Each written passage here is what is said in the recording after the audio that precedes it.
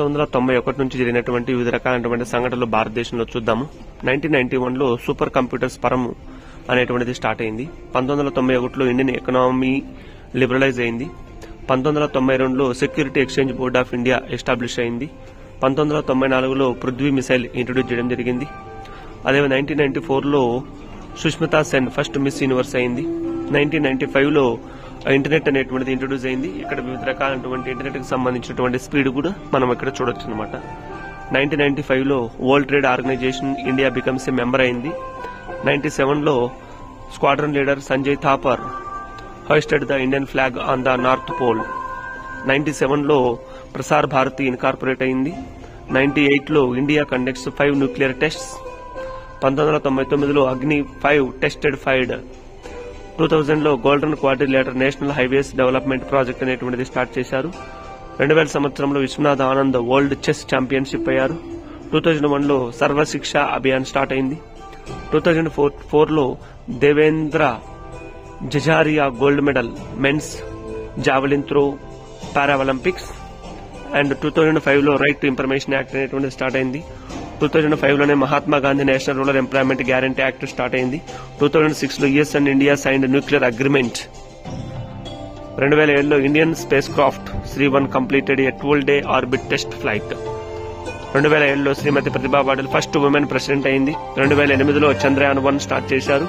2008లో Abhinav Bindra 10 metres air rifle లో Beijing లో Olympics లో గోల్డ్ మెడల్ సాధించారు. 2009లో INS Arihant first indigenous nuclear submarine launch అయింది.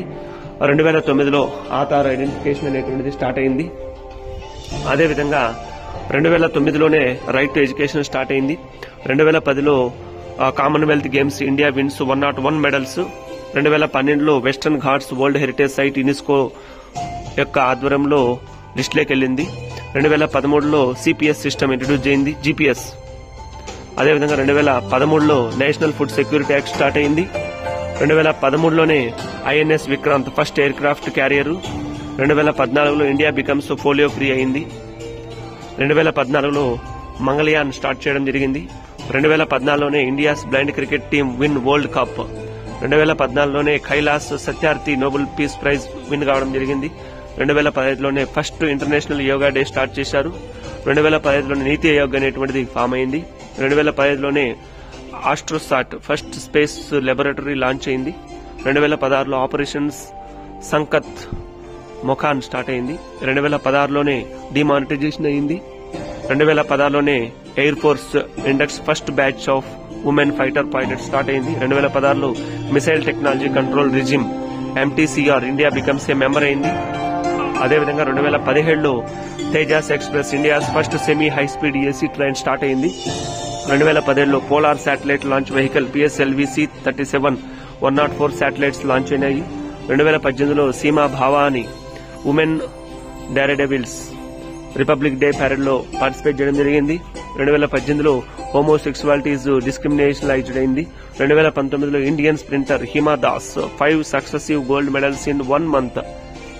2021లో Neeraj Chopra gold medal javelin త్రోలో టోక్యో ఒలింపిక్స్ 2020లో పొందడం జరిగింది. 2021లో కోవిడ్-19 100 crore వ్యాక్సినేషన్ జరిగిందనమాట. ఇవన్నీ కూడా 2021 వరకు జరిగినటువంటి వివిధ రకాలైనటువంటి సంఘటనలన్నీ కూడా మనము చూపించడం జరిగింది. 2022లో India celebrates 75 years of independence, అంటే 75 సంవత్సరాల ఇండిపెండెన్స్ డే జరుపుకున్నాము.